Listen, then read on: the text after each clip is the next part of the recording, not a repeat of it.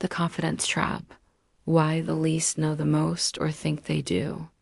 In 1995, a man named MacArthur Wheeler confidently strolled into two Pittsburgh banks in broad daylight and robbed them. No mask, no gloves, no disguise.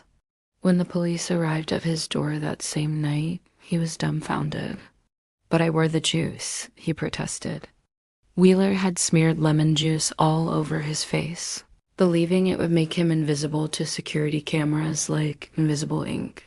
His logic was as flawed as it was fascinating, and his unwavering confidence in such an idea left psychologists stunned. The instant expert syndrome, you've probably met them. The coworker who hijacks meetings with absurd suggestions after glancing at a single blog post. The relative who becomes a geopolitical strategist after binge-watching a YouTube docuseries. Or the internet commenter who argues with scientists, citing one Wikipedia article as gospel. These aren't just isolated cases of ego or arrogance. They point to a deeper, more widespread psychological blind spot, a trap where confidence peaks just as understanding bottoms out. Introducing the Dunning-Kruger effect in 1999, social psychologists David Dunning and Justin Kruger put a name to this curious cognitive illusion. Their groundbreaking research uncovered a consistent pattern. People with the least ability in a given domain often believe they know more than they actually do. Meanwhile, those who are truly competent tend to underestimate their knowledge. In simpler terms, the ignorant are too ignorant to know they're ignorant. Dunning and Kruger ran a series of experiments in humor, grammar, and logic. Participants were tested and then asked to estimate how they performed compared to others. The bottom performers drastically overestimated their abilities, believing they were well above average. In contrast, top performers often believed they did worse than they actually did. Why? Because the very skills required to recognize good performance are the same skills needed to perform well. It's a cruel double-blind. Why this happens? 4 reasons. 1, the unknown unknowns. We don't know what we don't know.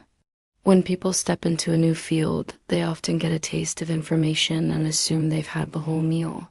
They lack the depth to realize how deep the topic truly goes.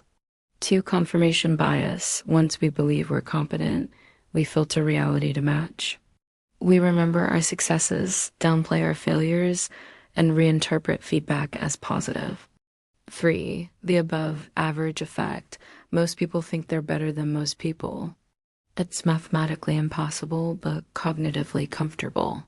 4, metacognitive deficiency. The core of the Dunning-Kruger effect is poor self-awareness. Those with the lowest skills also tend to lack the ability to assess their skills accurately. Society in the grip of the effect. The Dunning-Kruger effect doesn't just make for quirky anecdotes. It reshapes institutions, professions, and politics. Workplace delusion studies show most managers rate themselves as above average, leading to toxic leadership and poor decision-making. Confident incompetents often rise faster than competent modest ones. Medical misfires. In healthcare, unskilled practitioners often overrate their abilities, sometimes with life or death consequences. The most confident doctors aren't always the most accurate, just the least likely to double-check. Politics and populism, the loudest voices on complex issues, often come from those with the least understanding. Simple answers win over nuanced truths. Voters, misled by overconfident novices, demand quick fixes for complex problems. Social media amplification plots reward certainty, not accuracy. The confident novice and the world expert look equally credible in a tweet or comment thread. As a result, the lines between fact and fiction blur. A global nuance, culture matters. Western cultures, especially the US, often prize confidence and assertiveness. This can amplify the Dunning-Kruger effect.